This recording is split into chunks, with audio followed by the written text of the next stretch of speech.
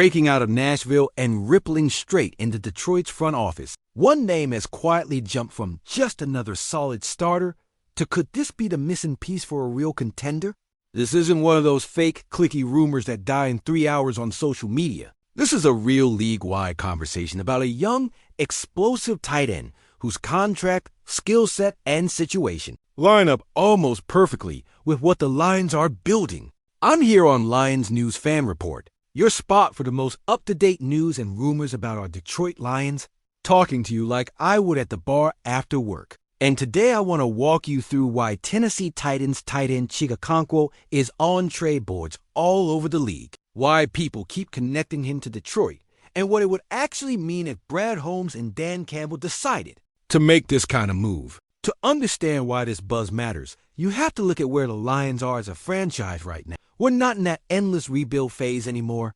We're in the window where expectations are real. The offense already has a clear identity, a physical run game, a smart timing-based passing attack, and a coordinator who loves attacking the middle of the field with layered concepts, play action, and motion. We've already got a legit difference maker at tight end in Sam Laporta, a guy who came into the league and immediately looked like he belonged in the top tier of modern pass-catching tight ends. But if you watch this team every week, you know how quickly depth gets tested. One injury, one bad matchup, one defense that can stay light in the box because they don't respect your second tight end. And suddenly the entire structure of the offense feels a little more predictable than it should. Around the league, people who study this stuff keep circling back to the same theme. Elite offenses separate themselves with matchup pieces, not just stars, but role players who create stress for a defense before the ball is even snapped.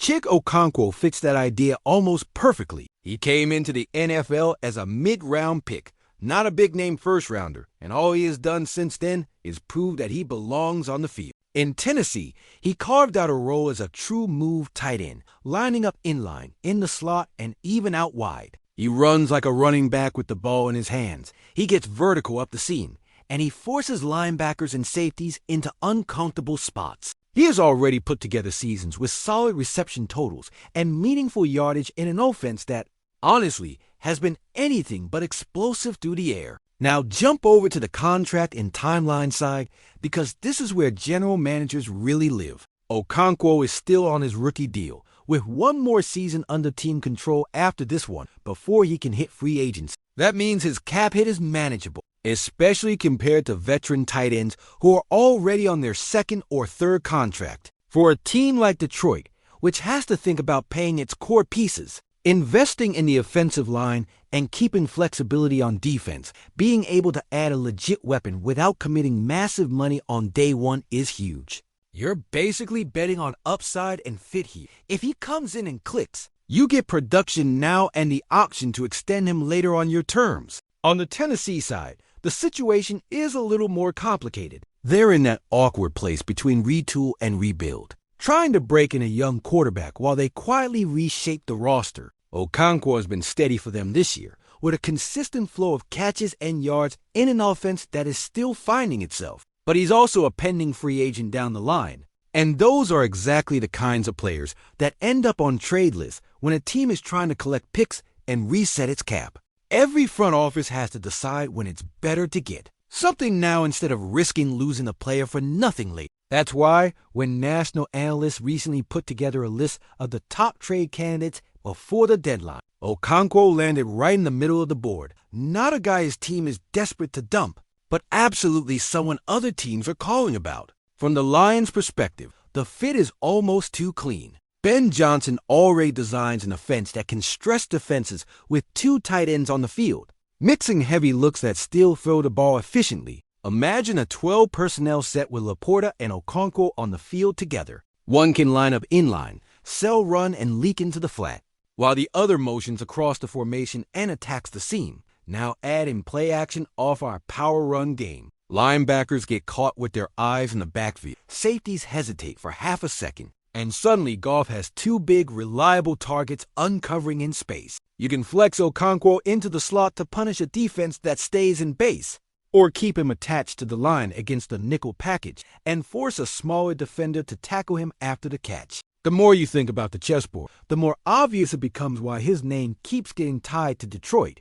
There's also the hidden value this kind of move brings in December and January, when the weather gets ugly and everything slows down. Games are won by who can own the middle of the field and win situational football, third and short, red zone, 2-minute drill. A second real tight end who can separate, catch in traffic, and punish defenses after the catch gives you answers in all those spots. It lets you lean even harder into the identity Dan Campbell has preached from day one. Tough, physical, attacking every blade of grass, but with enough finesse to win with your brain as much as your pads. Okonkwo is not the kind of superstar that changes your jersey sales overnight, but he absolutely can be the kind of player who turns a key drive in a playoff game. Of course, there are questions the front office has to ask before pulling the trigger. What does the trade compensation look like? Are we talking about a mid-round pick, maybe a conditional selection based on playing time or production, or something heavier that could impact future drafts? How comfortable are you tying up future money at tight end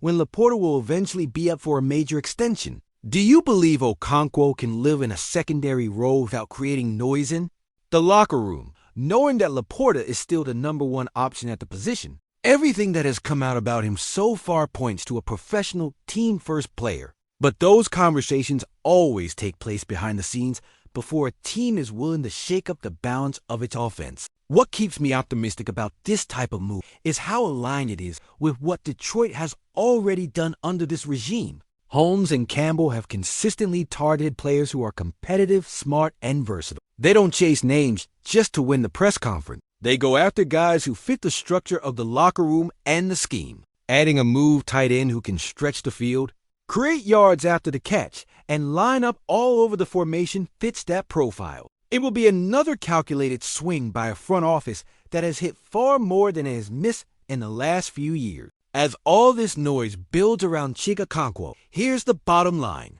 He is absolutely the kind of player who ends up moved at the deadline if the right team steps up with the right offer. And the Lions check almost every box as a logical landing spot. Young quarterback-friendly weapon? Check. Cap-friendly contract? Check. Scheme that values tight ends who can run and catch, not just block?